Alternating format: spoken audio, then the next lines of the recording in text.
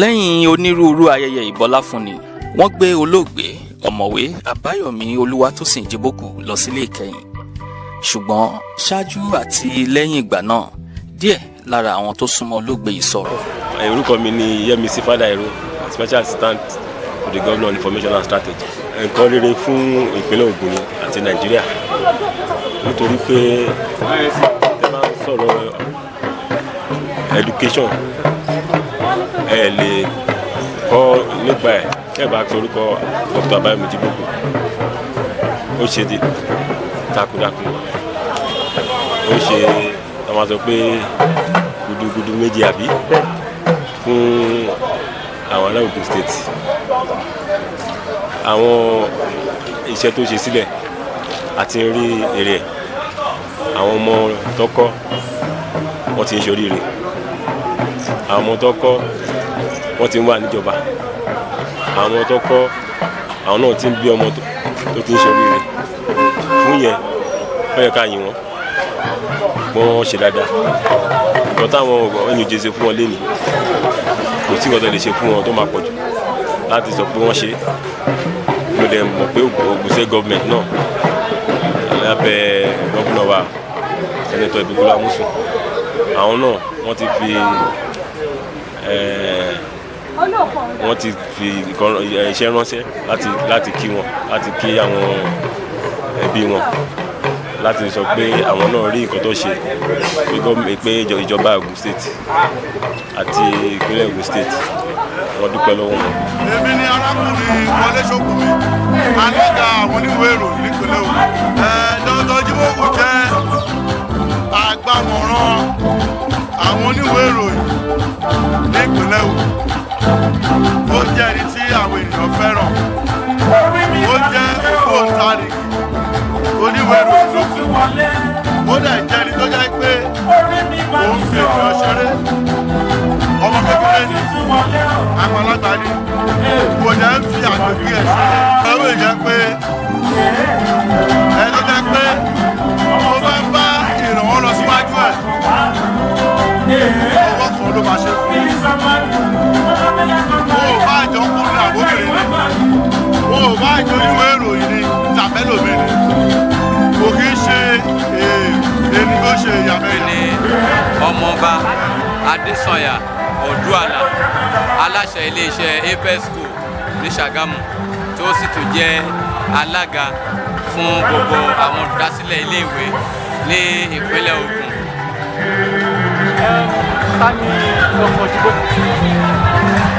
Bàbá ló jẹ́ fún gbogbo wa, ẹni tí a lè pè ní àríkọ́ṣe ni bàbá Jíbókù nínú ohun gbogbo. ó jẹ́ ẹni tí ó nífẹ̀ẹ́ gbogbo wa pátápátá lápapọ̀. ó sì jẹ́ ẹni tí ó jẹ́ pé ó ń fẹ́ ìlọsíwájú ẹgbẹ́, ó ń fẹ́ ká ṣe rere, ó ń fẹ́ ká wà ní ipò gíga, ó ń fẹ́ ká wà ní ibi tí òun fún ara ogun tí ó gbé iléèwé ẹ̀ dé. bẹ́ẹ̀ náà ló ń fẹ́ kí ẹgbẹ́ yìí kó wà, kí ìjọba kó mọ̀ wá, kí àwọn èèyàn kó mọ̀ wá ní àwùjọ. ó sì jẹ́ ẹni tí ó jẹ́ pé ó ṣiṣẹ́ takuntakun sílẹ̀ fún wa nípa ti èsì ìdánwò tá a máa ń ṣe gbogbogbò wa tá a máa ń pè ní unified exam. òun ni ó fi lélẹ̀, ó sì ṣe fún wa gbogbo nǹkan tó ṣe ìlérí ní ìgbà tí ó jẹ́ aláṣẹ ní pé ó gba ipò gẹ́gẹ́ bí aláṣẹ ní NAFS, kóun máa kọ́ secretariat, òun máa ra ọkọ̀, gbogbo ẹ̀ pátápátá ni bàbá yìí ló gbéṣẹ́ láàrin ọdún 2 àti ààbọ̀ ló ṣe gbogbo ẹ̀ pátápátá. bó tẹ̀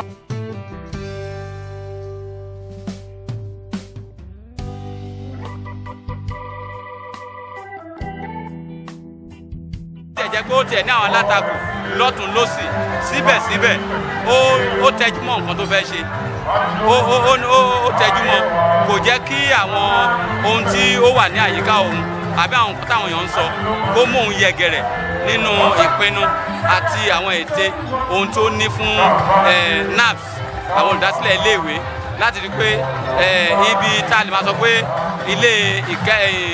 ilé iṣẹ́ wa ó wà láàrin gbùngbùn Abẹ́òkúta. ó jẹ bàbá yìí lógún tó pọ̀ lọ́pọ̀lọpọ̀, tó jẹ́ pé ó sì kọ́ fún wa, ó sì wà ń bẹ̀ títí di òní. ìkanrú ẹ̀ ní gbogbo Nàìjíríà ní àsìkò náà kò sí ẹni tó tí ì ṣe òun ni ó ṣe eléyìí fún wa ó sì ń ràn wá lọ́wọ́ ó ń tì wá lẹ́yìn láti ṣe rere ó sì ń gbà wá ní àmọ̀ràn lórí iléèwé wa àti lórí àwọn ọmọ wa gbogbo kò dẹ̀ sí ẹni tó bá ọ̀rọ̀ kan àbí òmíràn dé ọ̀dọ̀ rẹ̀ tí ò ní rí ẹ̀rín jáde tó bá bá ẹkún dé ọ̀dọ̀ Jíbókù ẹ̀rín ló máa bá jáde nípa ìrànlọ́wọ́ èyí tí Jíbókù tó ń ṣe fún gbogbo ọmọ ẹgbẹ́.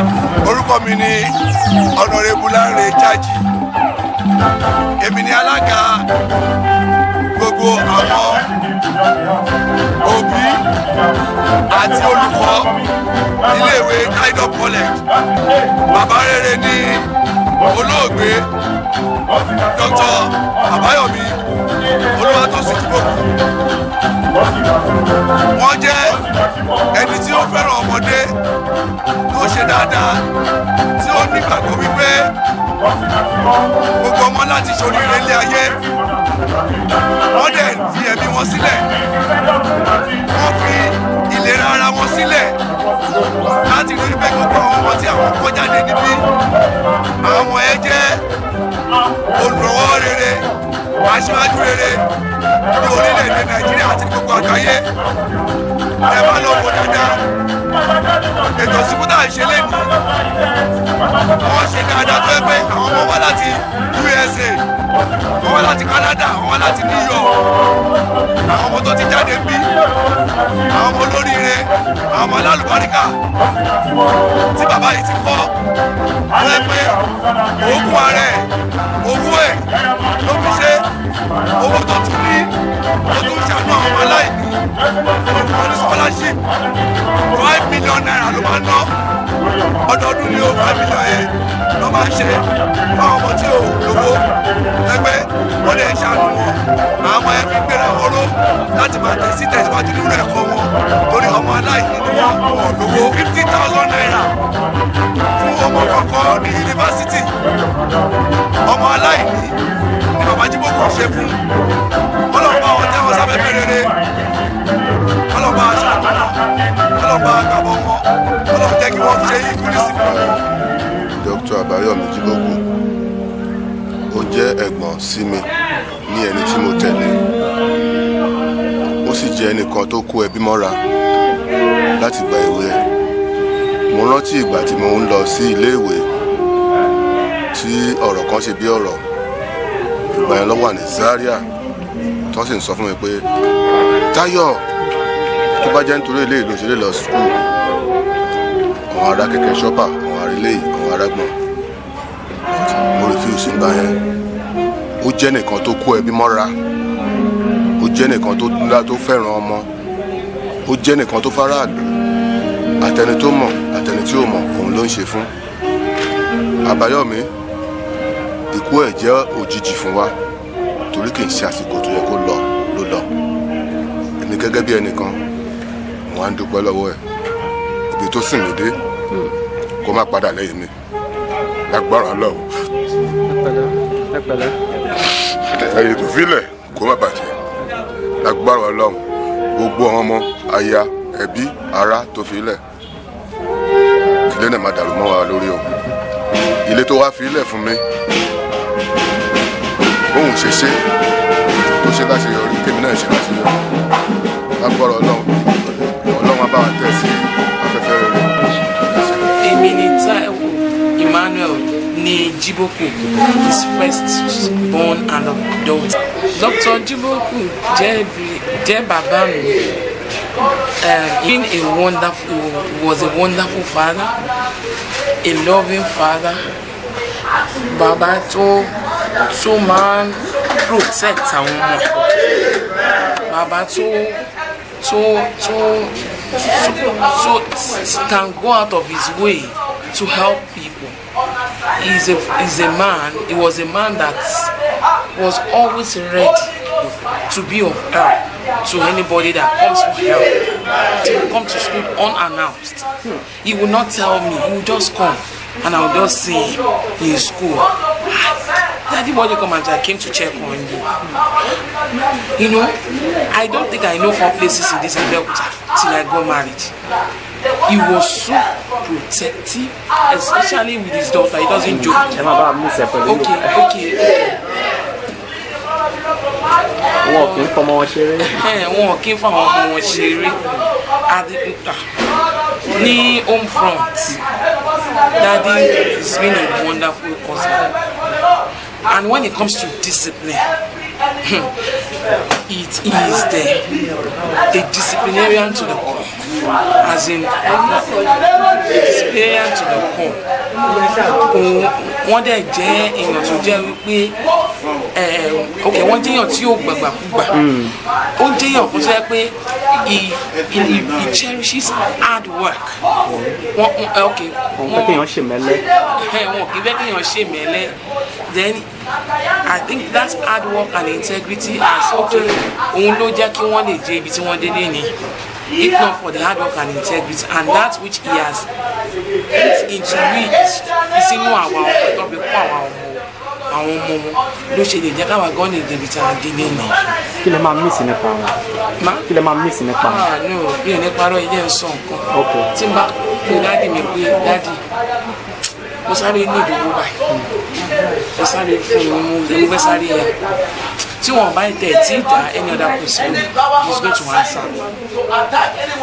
he is going to answer if I have any issue daddy mo rántí ìgbà kan tí ẹ̀kọ́ fẹ́ gbé mọ́tò tá a sanwó fún tó fẹ́ gbé lọ pẹ̀lú owó tí mo pe daddy ó swing it to action ó bẹ̀rẹ̀ sí gba àwọn DPO kan àwọn tó wọ́n fún mi pé they can be of help you know when you want the help you need the help he is there wọ́n wà níbẹ̀ láti ṣe ìrànlọ́wọ́ yẹn fún un I'm going to miss him for that because he has always been like a shield and somebody téèyàn fẹ̀yìntì tó yẹ pé téèyàn bá wọ ẹ̀yìn báyìí àti máa wọ ẹ̀yìn báyìí ẹ̀rù bà mí màá ní my father is there if I have any issue mo pè wọ́n máa dá mi lò I'm going to miss him in fact I won't lie to you I knew my father was a great man but I didn't know like he was this great until he died. Orúkọ mi ni Ìdòwú Jíbókù èmi ni ọmọ bàbá ìkọ̀ọ̀kan nínú ọmọ bàbá bàbá jẹ́ ènìyàn ńlá wọ́n jẹ́ ènìyàn tí kò ṣeé fọwọ́ rọ́ sẹ́yìn nínú ẹbí àti láwùjọ ọ̀pọ̀lọpọ̀ nǹkan ni mo lè sọ ń pa bàbá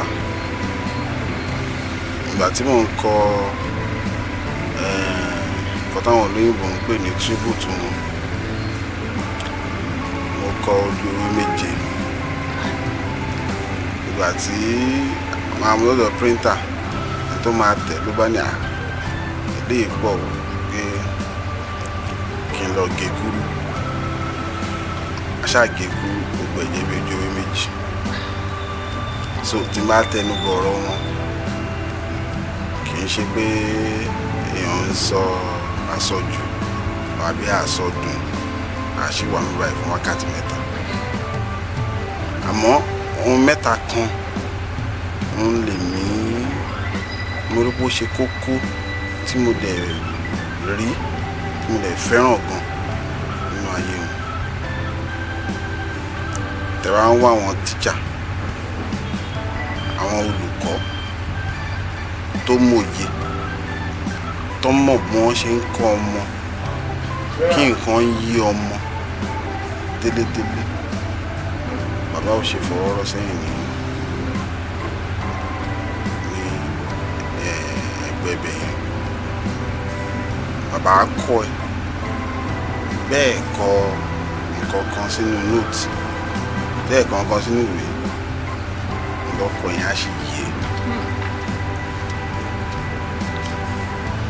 chemistry tọ́ka yẹn bàbá mọ chemistry ẹ̀ dojú oorun ìgbà tí mo bá wà ń bàdàn lórí náà ń darí léwé kan bàdàn tó bá ti di gba practical fún chemistry wáyéèkì wọn kọ lẹ́gbẹ̀ẹ́ wọn lè máa sùn wọn wà lójú oorun wọn á kọ máa bẹ̀rẹ̀ sí ni máa sọ fún mi sọ́ọ̀tì yìí wọ́n ṣe máa analyze ẹ̀ pé máa ṣe èmi náà ti lè ní lọ́kàn bọ̀ máa kọ̀ rí pé wọ́n á tún tàn mọ́lẹ̀ sí tàn mọ́lẹ̀ tó máa tàn sí wọ́n máa wọ̀ pé ṣé bí oorun lẹ̀ ń sùn ọ̀rá tó ju oorun wọn á dẹ̀ sọ á dẹ̀ dánmọ́rán á dẹ̀ yéèyàn tóní.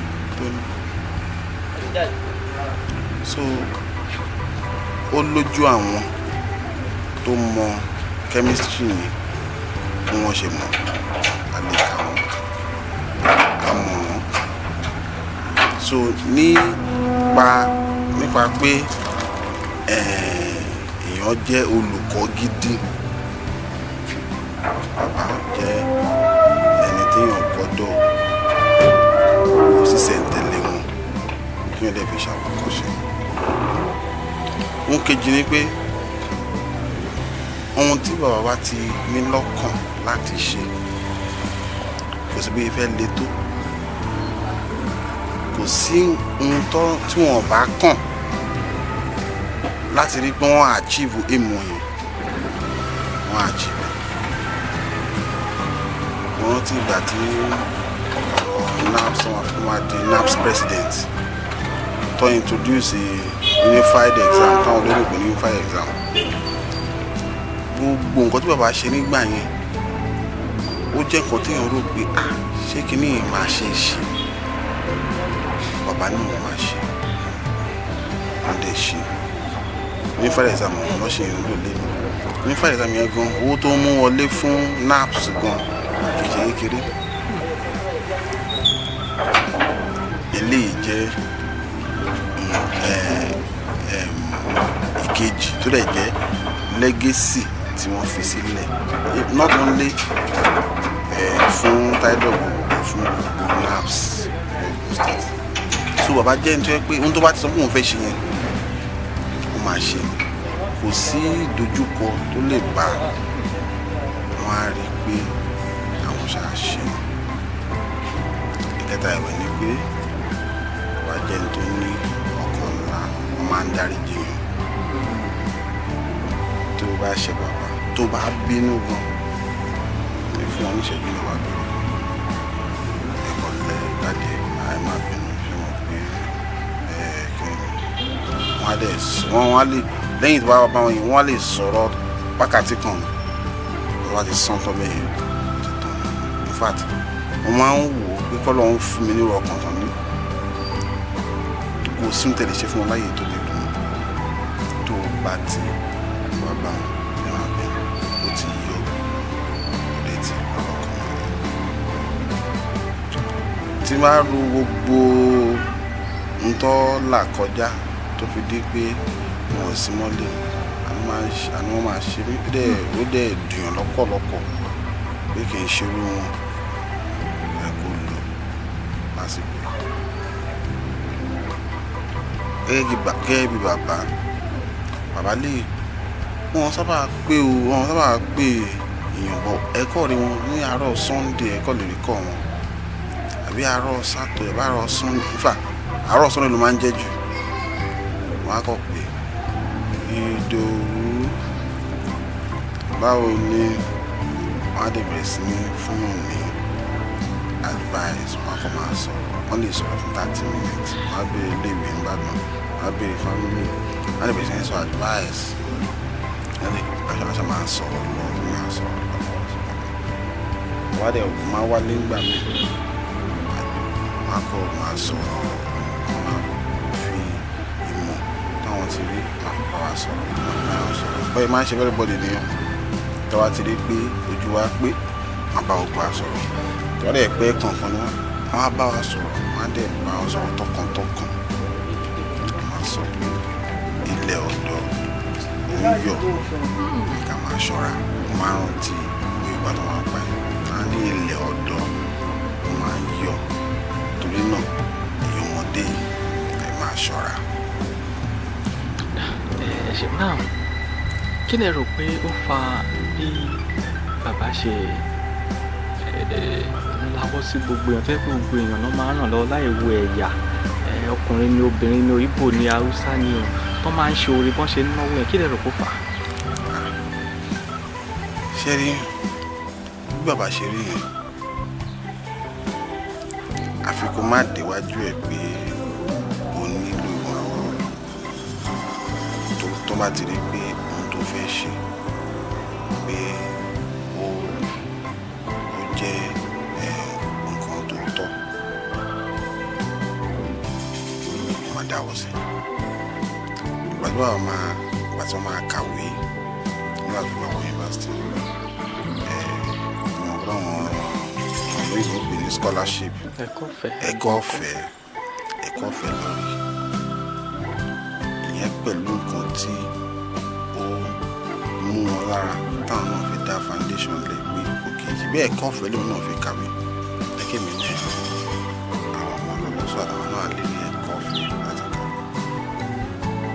irú ẹni tó bá níwọ ọkàn mẹ́yìn ẹ̀ rí pé àti máa fúnyàn ní nǹkan ìṣòro because àwọn gan rí pé àánú làwọn rí pé wọ́n máa ń sọ kíní kan wọ́n lè máa ń mú aránṣẹ́ ọ̀dọ́ wọn ní àṣòro ṣe bí ohun tọ́lọ́hun ò lọ́wọ́ sí wọ́n ní àpá àwọn di nǹkan táwọn dì lé mi kì í ṣe pé torí àwọn nìkan ló mèrè sà kì í ṣe pé torí àwọn nìkan ni wọ́n wà hard working jù torí Ọlọ́run ṣe àmì sí ìṣe wọn so nítorí náà lọ ṣe wò pé àwọn táwọn bá lè ràn lọ́wọ́ káwọn máa. orúkọ mi ni Ọbáwùnmí Jíbókù. Dr. Àbáyọ̀mí Jíbókù jẹ́ bàbá fún mi. Àwọn ni proprietor ilé-ìwé Tainab College Àṣírí ní Abẹ́òkúta.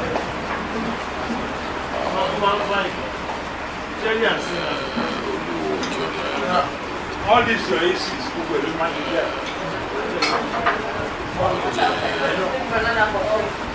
wọ́n fìgbà kan jẹ́ president National Association of Proprietors of Private Schools in Ogun State NAPS. Wọ́n jẹ́ akíkanjú èèyàn, wọ́n jẹ́ èèyàn kan tó fẹ́ràn ọmọdé, wọ́n jẹ́ èèyàn kan tó ṣe iṣẹ́ takuntakun ní àwùjọ, ní fámílì àti ní agbègbè Ẹ̀gbá. And his slight illness, we were very optimistic. Adẹ́gbàgbọ́ pé ara wọn máa yá padà, wọ́n dẹ̀ padà sí ipò tó yẹ kó wà. But ṣẹlẹ̀ was unbearable incident. Jẹ́ nǹkan tó jẹ́ ìbànújẹ́ ọkàn, jẹ́ nǹkan tó gba omi lójú wa gidi fún bí ọjọ́ mẹ́ta a fi wà ní ilé bíbá yìí. Àwọn òwe ìṣòótọ́ ni bí bàbá ti lọ. Bàtọ̀ àṣìgbà ọ̀rọ̀ tí ẹ̀kọ́ mi sọ pé bàbá yìí irọ́ after a number of hours, wákàtí méjì thereabouts, irọ́ àbámájì. I think all the doctors came to certify the reality God on us. It was a very painful exit. Jẹ́yàn kan tó jẹ́ pé that is very, at the family front I would say is very protective for his children. Bàbá gbọ́dọ̀ gbọ́ pé nǹkan kan ń ṣe ọmọ wọn níbì kan wọ́n sáré bẹ̀rẹ̀. Wọ́n gbọ́dọ̀ gbọ́ pé èèyàn kankan fẹ́ ṣe ọmọ wọn ní jàǹbá o. Bàbá sáré bẹ̀rẹ̀. Wọ́n á lo gbogbo nǹkan tó wà níkàáwọ́ wọn láti make sure pé ọkàn ṣe ọmọ wọn. I remember when I was nígbà tí mo wà ní ilé ẹ̀kọ́ gíga university, ìgbà yẹn wọ́n ní àdúrà ṣẹlẹ̀, àwọn ọmọléèwé wọ́n dá ọgbà rú, ọba bẹ̀rẹ̀ sí ní mú àwọn èèyàn káàkiri àtàwọn èèyàn tó ṣe àtàwọn èèyàn tí ó ṣe. Fortunately mo wà lára àwọn tó ń lọ́kọ̀ kó táwọn ọlọ́pàá ń kó mérò dẹ̀ mú àwọn kó wa lọ Senate. Ọ̀pọ̀lọpọ̀ pé fóònù mi wà lọ́wọ́ mi, mo sì sáré text dadi èrèpo tó ṣẹ́jú mẹ́wàá lọ́dẹ Senate building, wọ́n ti rí CSO, wọ́n ti rí gbogbo, wọ́n bẹ̀rẹ̀ sí ni wọ́n sáré káàkiri, wọ́n gbọ́dọ̀ fún wọn lẹ̀, àwọn òṣèlú wọn ṣẹlẹ̀, and in a matter of minutes they were going to kill. It was a very protective environment. Ǹjẹ́ ẹ rò bóyá bàbá ní premonition, bóyá wọ́n ti ń róye pé àwọn lè má survive ẹ̀?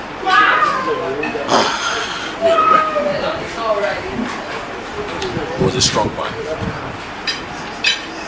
very strong man, and he was an optimist even till the end.